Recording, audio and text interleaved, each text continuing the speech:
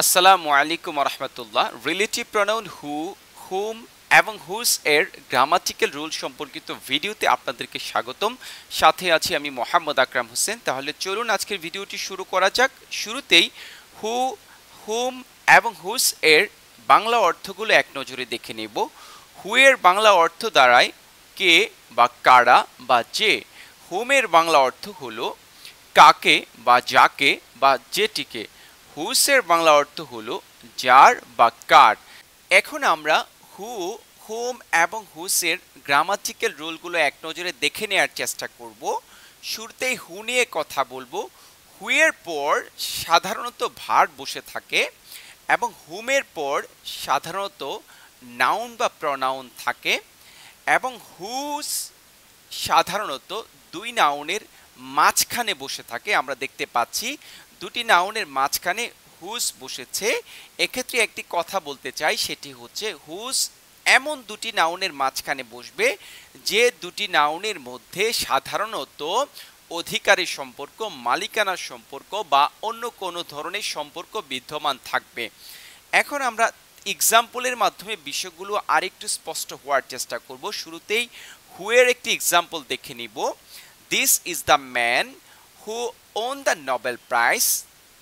এই লোকটি যে কিনা নোবেল শান্তি পুরস্কার লাভ করেছিলেন বা লাভ করেছিল। আমরা এখানে দেখতে পাচ্ছি this is the man who won. Who এর পর ভার বসেছে, আর যেটি কিনা আমরা ইতিপূর্বে দেখেছি যে হুয়ের পর ইউজুয়ালি ভার বসবে। আমরা এখানেও দেখতে পাচ্ছি হুয়ের পর ভার বসেছে ওন।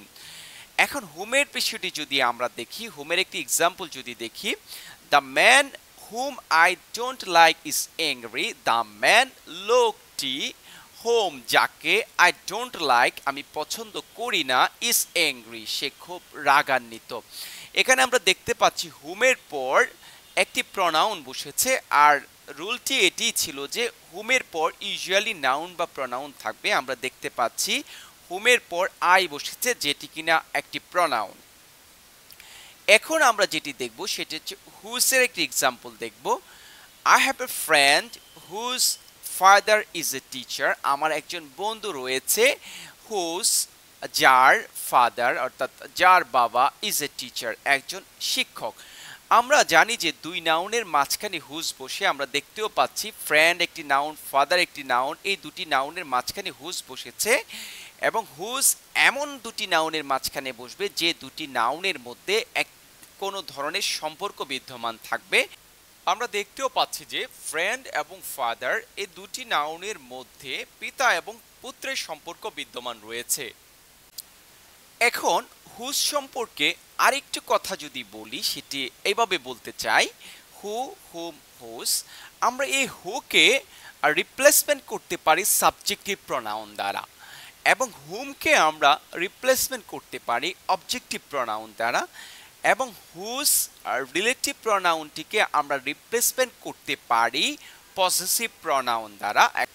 এখন আমরা কয়েকটি এক্সাম্পলের মাধ্যমে বিষয়গুলো সম্পর্কে আরো স্পষ্ট হওয়ার চেষ্টা করব। শুরুতে আমরা হুয়ের এক্সাম্পলটি দেখে নিব।